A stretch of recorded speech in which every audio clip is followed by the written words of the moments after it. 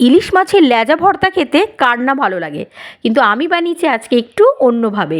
তো এখানে রয়েছে একটা মোচার যে সাদা অংশটা সেটা নেবেন, তাহলে বেশি ভালো লাগবে, কারণ এর কিছুই তখন বাদ দেওয়া যাবে না আর একদম কচি থাকে। আর এখানে রয়েছে একটা ইলিশ মাছের ল্যাজা। ঘরে এরকম যদি ইলিশ মাছের একটা ল্যাজা পড়ে থাকে, তখন ওইটুকুনি ল্যাজা কী করে আর বেশি করে দিয়ে সব পরিবারের মুখে তোলা যায় বলুন। তার জন্যই এই ব্যবস্থা আরও নিয়েছি, আর একটু অন্যরকম স্বাদেই।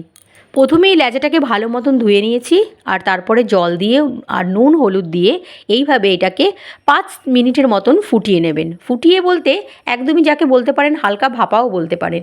তারপর এটাকে এরকম ছেঁকে নেবেন ভালো মতন, যাতে এর জলটা ঝরে যায়।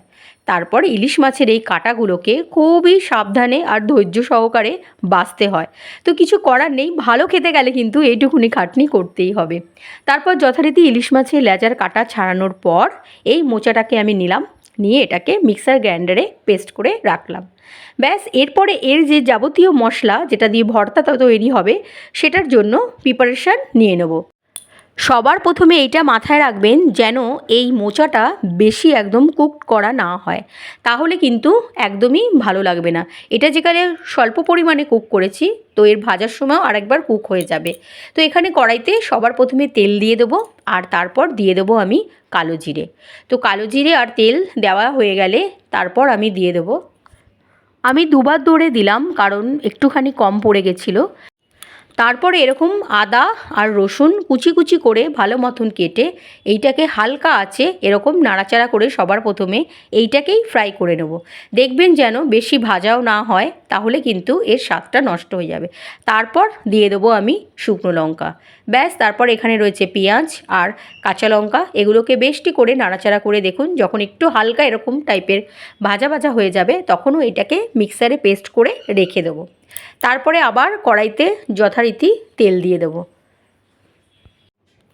তেলটা যেই গরম হয়ে আসবে ওর ওপর থেকে দিয়ে দেবো আমি একটু শুকনো লঙ্কার 2খানা টুকরো, আর দিয়েছিলাম একটু কালো জিরে।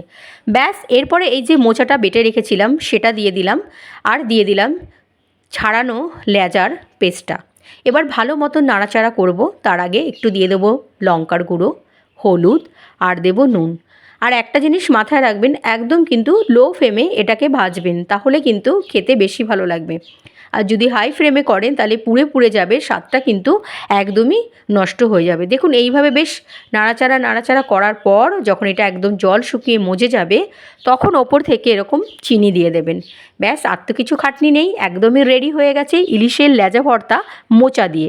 যদি আপনাদের ভালো লাগে তাহলে কিন্তু রেসিপিটি অবশ্যই একবার ট্রাই করবেন। আর আমার ভিডিওটা যদি ভালো লাগে তাহলে এই বন্ধুটির চ্যানেলটিকে সাবস্ক্রাইব করে অবশ্যই কিন্তু পাশে থাকবেন। এবার গরম গরম ভাতের সাথে খাওয়া হয়ে যাক, কি বলুন তাহলে?